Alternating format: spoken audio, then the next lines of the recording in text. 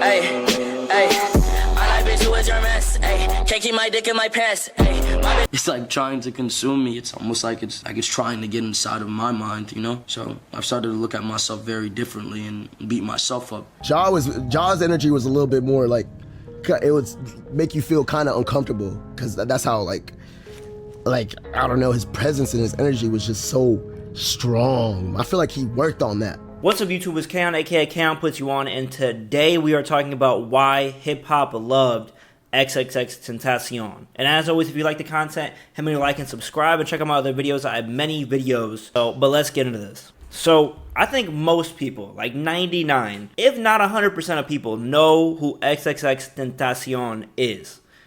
And just to give you some rough background, he's from Florida. Specifically, and I looked this up, and I was shocked, okay? Specifically from Plantation, Florida. Which I'm not even going to comment on that, but that's for sure, that's a crazy name, bro. It fits Florida, though. It fits the vibe. But he's from Broward County, and a lot of rappers are actually coming from South Florida, especially at that time. Denzel Curry, Kodak Black, Ski Mask was there. So there was a lot of people making music there, and that's when South Florida really started popping off again. It was around that time when X was popping off, which was like 2016, 2017. He blew up when he was 18 years old. That's when he started getting his first interviews. I think that's when Look at Me dropped, was around when he was like 18. And then, boom, fast forward to I think June 18th, 2018, he unfortunately passed away, and he was only 20 years old. He was 20 years old. Yeah, there's not much to say about that, but the impact that he had, we're still feeling to this day. And I go back and listen to his discography all the time just because of like how impactful it was for me, especially at that age. Like that, he is like one of my favorite artists, if not my favorite artist ever, bro. I got this whole jacket. I got the whole jacket, bro. Wait, it says his name. It says his name somewhere on here, but I got the whole jacket, bro. It's serious. It's serious. So the level of glaze on my end is crazy, okay? And I bought that jacket. It was $100, and I was working at a grocery store like 10 hours a week. So that was like 2 paychecks for me that I dropped on that. And that was like right after he passed away. I was like, I need to buy something because I didn't get to when he was like alive because I wasn't working then. So I finally got a job, and then boom, bought that jacket. So that's kind of his background. Now he blew up from songs like Look at Me, Sad, Moonlight.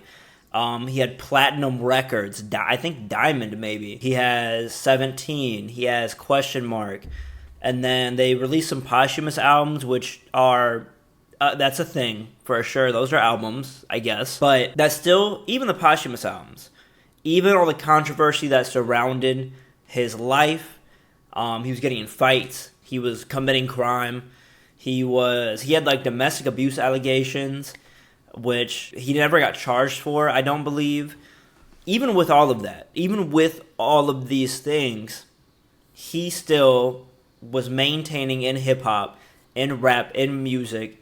He was excelling, he was evolving, and he was dropping game-changing music.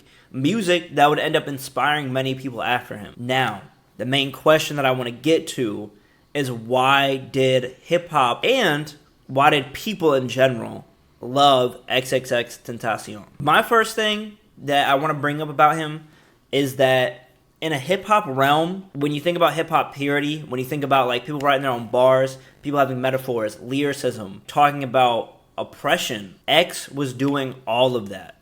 Especially early in his career, he was making jokes. He had a lot of songs that were like jokes and like playing around. It almost reminded me of like Slim Shady and the way that he just didn't care about literally anything, bro. Like he would say whatever he wanted, however he wanted. It didn't matter.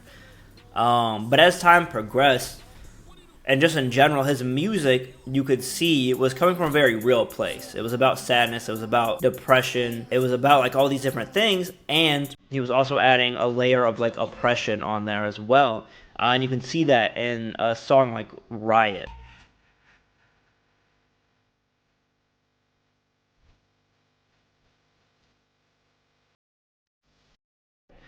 And he has even albums where he talks about suicide, different things like that. I think it's just really beautiful to see. And from a hip-hop standpoint, that's as pure as you can get.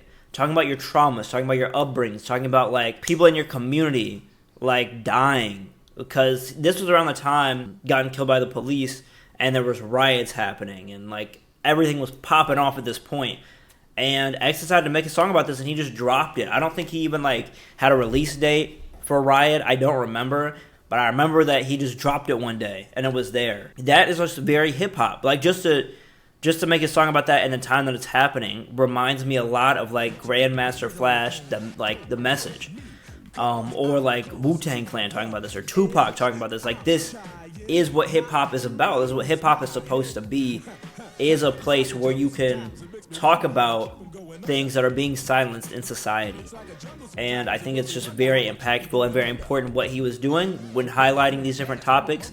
And that was even presented in his Look At Me video, where he has a video for Riot. So you go into watching the Look At Me video and you don't expect this, but then boom, it switches from Look At Me, which is like a lighthearted, funny kind of song, and the video is funny, he's slapping people with stuff.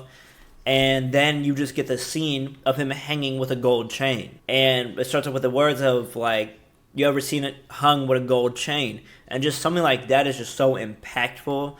And there's so many layers to this, like, to that song in general and to the video. That is just what hip-hop is. So right off the bat, you have all these people that are looking at that and you're like, wow, that reminds me of so-and-so. Like, it reminds me of Tupac. It reminds me of, like, Kendrick Lamar. It reminds me of whoever. That's what brings a lot of people in from the rap community. Because a lot of old heads, I guarantee you, a lot of the old heads in the rap community were not rocking with his early stuff where he's, like, joking and, like, just saying whatever he wants. Especially with, like, a song like Look At Me, where it's just so bland and devoid of, like, metaphors and, like, any type of substance. Like, the hip-hop purists don't like that.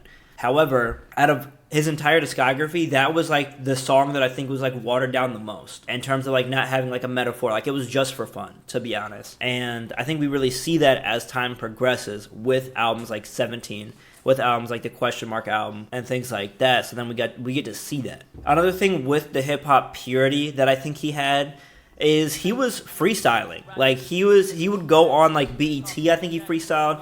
XXL, he removed the beat and was just freestyling again, like, about, like, his traumas and things that he was going through. And that's when you're thinking about, like, that time. That was a time with Lil Uzi Vert. That was a time with, like, Lil Yachty, 21 Savage, and, like, a lot of other rappers. I think Lil Dicky. But we were just coming off of that phase, kind of. Into the new era of, like, XXX, when he, like, started really popping off. And you had, like, Playboi Carti. So you had a lot of rappers that weren't viewed positively by hip-hop purists. Like, actually, it was, like, the opposite. Like, Ebro hated Lil Uzi and this. My fans won't be disappointed. They get it. No, they will. No, they but won't. I hope I piss your friends Your off. fans gonna be disappointed. all the old guys. They don't give a They're fuck. gonna be. Yeah, they don't even know why I'm on here right now. What they'll be disappointed is if you get up here and these bars you spit is trash, and I don't tell you they trash. So let's get to these raps since you know so nice. These kind of people, especially with, like, Playboi Carti, like, these weren't lyricists. These aren't people that are gonna, like, come on the radio show and just spit a quick 16 real fast. These weren't rappers that were, like, gonna freestyle for you. So when you had X come on here and he was actually freestyling, he was actually saying stuff, he actually had a message, he was talking from his heart, it was kind of like a refreshing lens, I think, for a lot of people, a lot of the old heads in hip-hop, or just people that really like this classic style, classic form of hip-hop. So it was beautiful on all ends. And then you also have the X fans that are admiring, like, his flows and his metaphors and kind of what he stands for, which we'll get into as well. And so everybody kind of just can respect what he has going on. And lastly, regarding, like, hip-hop purity, loving XXX, you also had somebody who was from it. And a lot of hip-hop is dedicated by, like, being from it, or being rough around the edges, or being from somewhere where you're facing a lot of adversity. That's what hip-hop kind of requires from you. Like, you need to be poor, struggling, whoop-de-whoop, like, gone through it. Hip-hop really requires that from you in a way that other genres don't. And X was from it. X was fighting people. X was robbing people. X was doing X, Y, and Z to get what he had to get. You know what I'm saying? He liked fighting people. So a lot of people, I think, respected him off of that. And he got like he was fighting a lot of people, bro. Like Amigos jumped him. Before you hear from anybody else, I got jumped in LA. Amigos, straight up. Look at this shit. Y'all had the chance to kill me. How you had fire and ain't shoot me? And he was just kind of known for just one to throw hands. So I think a lot of hip-hop purists also like that aspect about him, is that they felt like they could relate to him, or that there was something real and authentic and crash out kind of about his behavior. And I think people really like that as well. So for the next reason I think hip-hop loved X was because I believe his fans loved his openness and spirituality and just him being himself, his authentic self. I think a lot of rappers have like a facade. They kind of like come off as like pushing themselves away from fans. I think that's natural. I think that's kind of probably what you should do in 99% of cases, because you create kind of these parasocial relationships and like you kind of give all of yourself to these people when you try to give a little bit to everybody.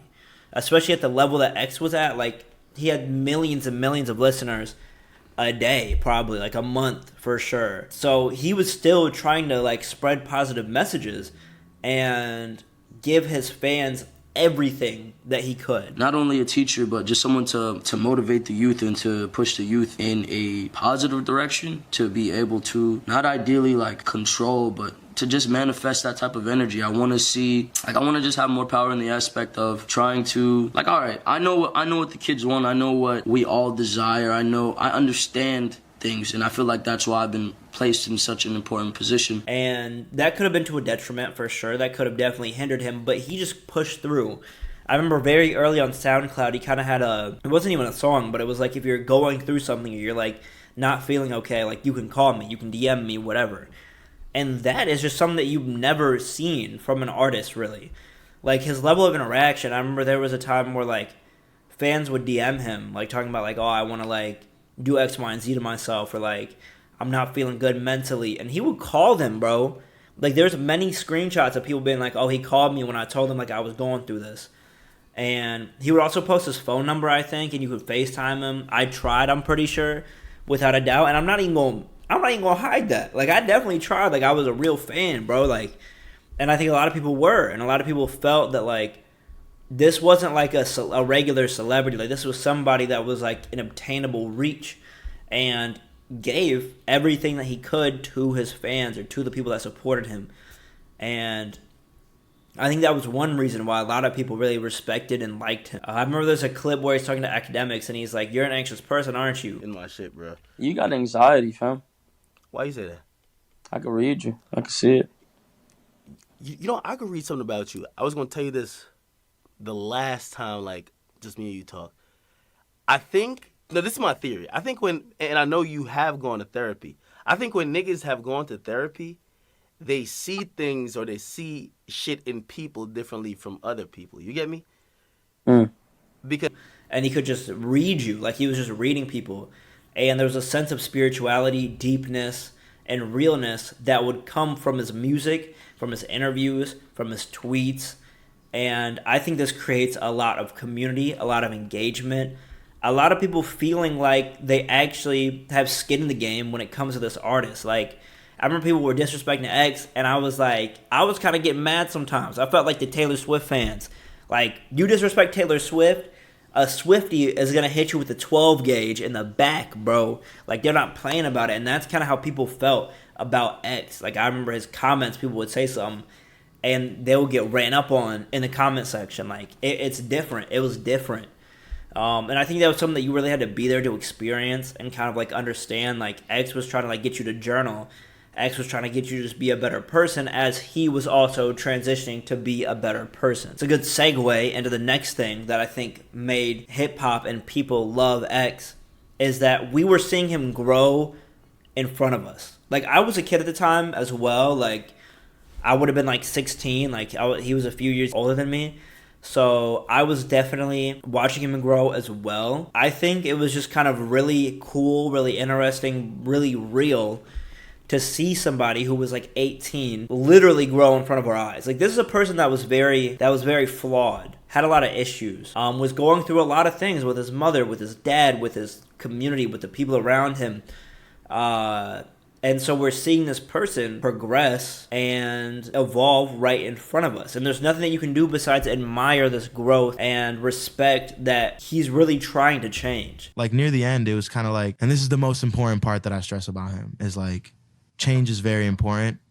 And allowing people to change is like the most important thing. Like, yeah, change is cool and everyone can appreciate change when like they like it.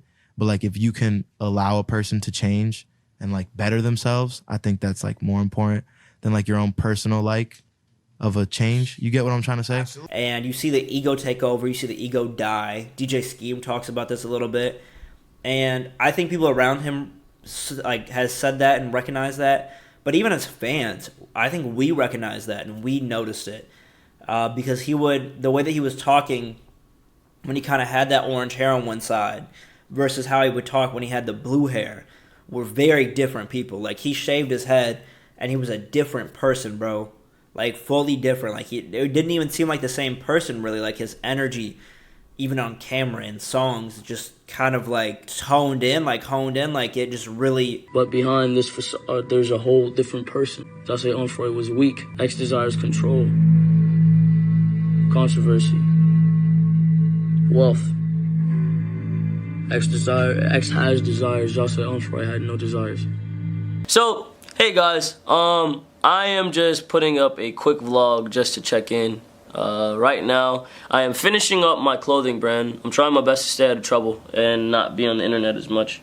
Obviously, as you guys can see, the other day I got hacked and that bullshit was posted about Drake online. But, I mean, you know how it goes. Stayed down. Like, his ego just really wasn't there to push that out and like make sure the world had to know how he felt. It was more so like, oh, I'm just gonna share myself with the world. And I think a lot of people respected that. I think I respected that as like for sure. And it allowed you again to kind of build kind of like an understanding for this person, like the respect for this person who was going through things that we all go through. And maybe he had different events that are causing him to go through this. Like, we all have different events, but you can relate to him feeling like he's too aggressive, feeling like he doesn't have everything under control, feeling like he's trying to master himself. Like, I think we all feel this way, at least in some aspects of our life, or maybe day to day, or maybe year by year. But the beautiful thing about life is that we get through it. And I think seeing that firsthand and seeing him just kind of document it and put it into music, put it into words, which is something that I think everybody admired, really, and like was very unique to X. Like, many rappers and artists don't do this. Like, that's just not something that they do. And so I think hip-hop really was like, oh, okay, like, this is a kid trying to improve himself. This is a kid trying to do better for himself. So I think that was another reason for sure. My last kind of topic, and this is more of an honorable mention, because I think this isn't really unique to X, but I think later in his career, we kind of see him progressively do more and more of this, is charity work. I think as a celebrity, as like a person in hip-hop, giving back is huge, especially for reputation, likability, and just being an overall good person. And it really seemed like X was trying. I remember the day that he like passed away, he had like on his Instagram was like the charity I think that he was hosting, which was like something for like kids, I think, to like donate, and he would like give out stuff. And he was doing that a lot more near the end of his career. And you kind of see him give back, not only spiritually, but like financially as well. And it just kind of felt like he was putting his money where his mouth was, because he was talking about all these adversities in his music. And to see him kind of give back, I think was just kind of beautiful to see. So that was a quick point that I want to mention that there's clips for and things like that. The overall sentiment that I want to lay here kind of to end this all is that like there's a lot of people that X has impacted on interviews, on music, just in general. And so I want to thank him for that impact, because it has changed me and kind of made me want to make music, made me want to get into music.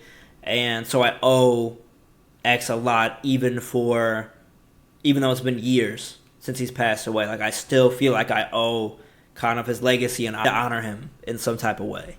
So this is kind of my video trying to get close to that. So yeah, I want to thank him, and I want to thank everybody around him. Ski Mask, who I didn't mention in this video, they're really close, and I'm going to add clips in here, especially of them of his friends talking about him, because I think that's very important to have. But yeah, man, that's pretty much it for this video. Thank you guys for watching.